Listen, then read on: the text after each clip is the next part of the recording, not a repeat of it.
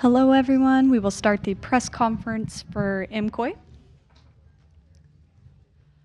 First question. So from your perspective, what are the differences between Eastern and Western League of Legends, whether that's play style, infrastructure, or competitive culture? And how do you see those differences shaping the way teams prepare and perform on the international stage? Okay, I will start.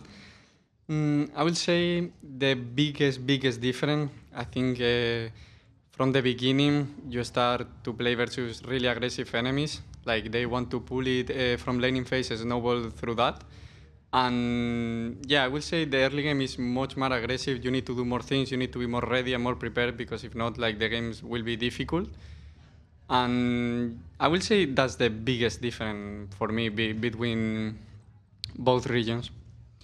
I mean, I think first of all, like I think their culture in a way it's still like superior to us, because I think they, in this sense, I think since they are growing up, there is always someone that can go into their spot if they don't try hard enough. So I think in that sense, everyone is pushing each other, and I think that's why there is always like changes, like roster changes in other leagues.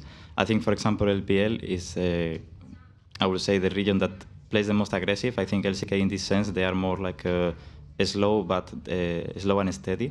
But when you play into China, when you do one mistake, they always like get some reward from it, and they keep building the advantage.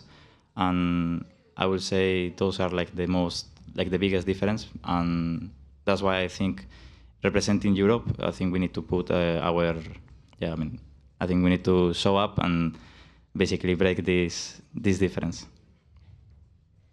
Next question from Mize Esports over to Alvaro. What do you see as the biggest change in your play style since your last international appearance at Worlds last year? Do you feel more aggressive or comfortable on stage? For sure, I always feel comfortable. I think the only difference that we have in coming into this tournament is I think they have more experience internationally. But for example, I don't think anyone on our team is like nervous. I think I grew a lot as a player. Like for example, in 2024 in Worlds, I don't think I was any close as how good I am right now. And I think what I improved the most is how to put the vision, how to control the map, and how to coordinate as well. I think it's the three biggest keys that enemies does also really well, and they push you forward to actually be as good as them or even surpass them, because otherwise it becomes really hard to play them up. Next question from Namin. In games 1 and 3, KOI kept finding angles to fight and going for team fights even when all hope seemed lost. Who's making the calls for your team, and who's keeping up the team's morale? I mean, for example, in the Nautilus game, I was the one looking for this place, because even if the game is behind, what we have trained during this year is the resilience. It's something that, for example, we are never going to give up. And I think that's an advantage that we have on enemies, because many of the enemies that we are going to face or we're facing in scrims, for example, sometimes they give up on the games. And I think, for example, it's important that things can happen in the game, but you need to stay cold-minded. And in this sense, I think we have an advantage on them, because even if the game 1 was really hard, because we were, I think, 13k behind, we almost come back it on one fight. And then on the third game, I think after the Nashor, if we don't go on the mid tower and we play the Drake, we can play it a bit slower. We could have taken the game. But yeah, I mean, this is already talking in the past. So, but I think I am calling. I think Jojo is calling as well. Depends on whoever has the engage or whoever is seeing the plays. Jojo Pune is also taking a lot of tempo on the sideline. So I think, yeah, everyone in their own way. And so kind of following up on that question, after game 3 at match point, did it feel like the pressure maybe got to anyone? So clearly the games were winnable, they were close, but do you feel like maybe you guys got in your own heads at all?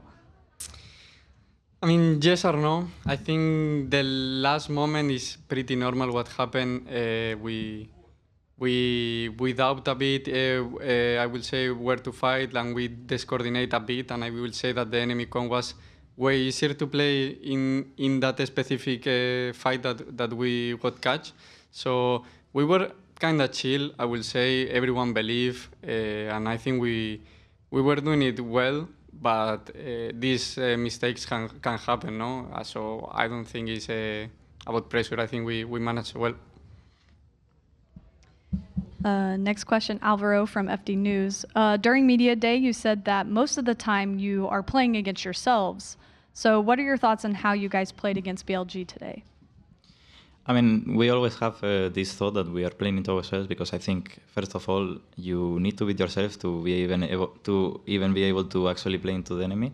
And I think, for example, during this year, we had many times that the practice was not the best, that the attitude, I will say, sometimes it wasn't the best. So I think that's what I mean with like fighting ourselves, because I think if, for example, we are able to beat ourselves, we can be a really strong team.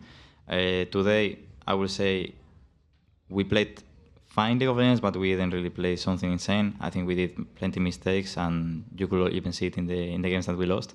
And I think also, for example, credit to BLG because they are a strong team. But I have no doubt that if we face them again, we will beat them.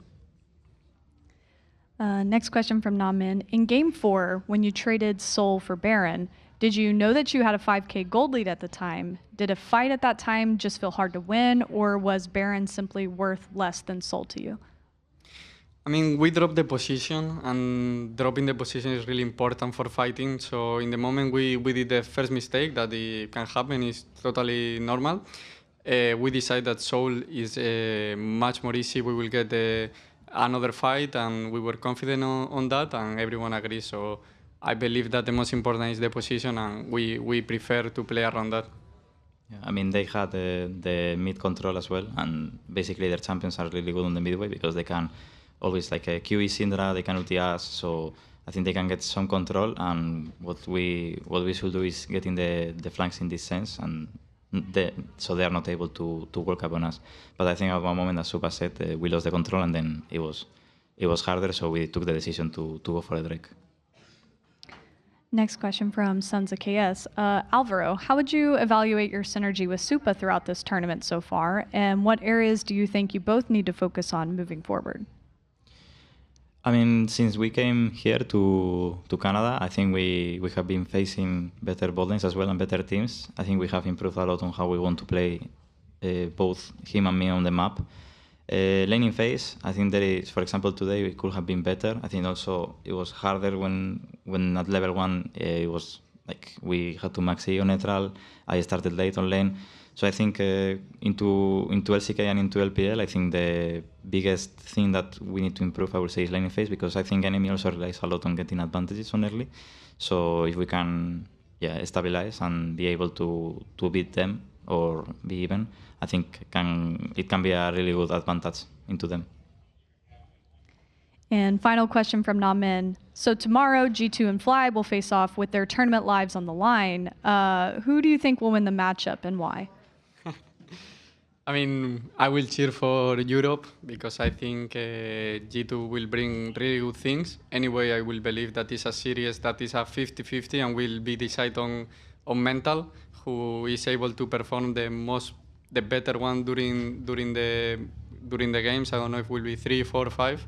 I think we'll win, but I believe that G2 will be stronger.